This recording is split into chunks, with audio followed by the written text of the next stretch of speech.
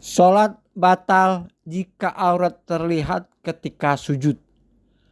Aurat laki-laki yang wajib ditutupi ketika sholat adalah bagian tubuh antara pusar dan lutut.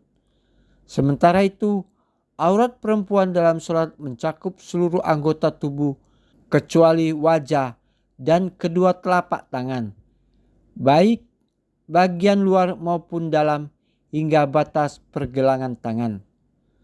Menurut Syekh Muhammad bin Qasim dalam kitab Fathul Qorib, aurat laki-laki adalah anggota tubuh antara pusar hingga lutut, dan aurat perempuan dalam sholat ialah seluruh anggota tubuh kecuali wajah dan kedua telapak tangannya, baik luar maupun dalam hingga batas pergelangan.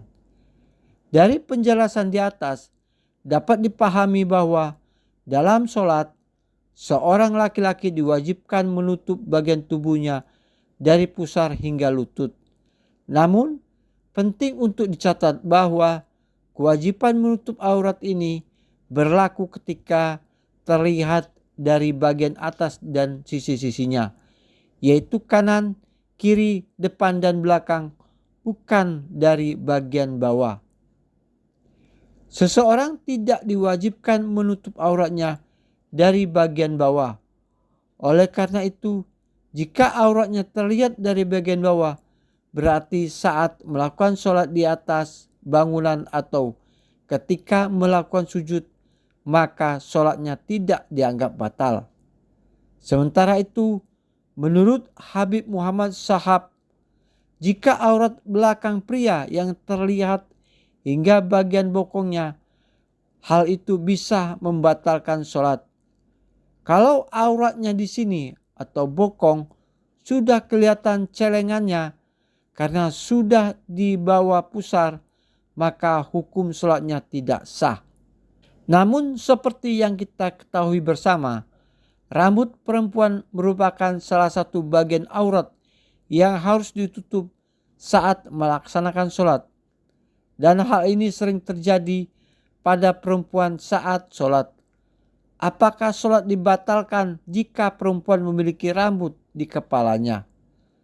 Menurut mazhab Syafi'i, jika bagian aurat perempuan terlihat selama sholat termasuk rambutnya, maka itu membatalkan sholat. Oleh karena itu, dia harus mengulang sholatnya karena sholat yang dilakukan saat aurat terbuka dianggap tidak sah. Hal ini sesuai dengan penjelasan yang terdapat dalam kitab Hawashi As-Sarwani.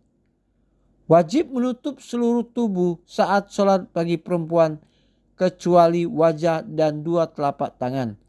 Maksudnya juga mencakup rambut dari perempuan dan bagian dalam telapak kaki perempuan.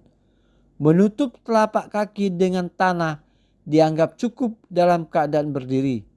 Jika tampak sedikit dari telapak kaki perempuan saat sujud atau tumitnya terlihat saat ruku atau sujud, maka sholatnya menjadi batal.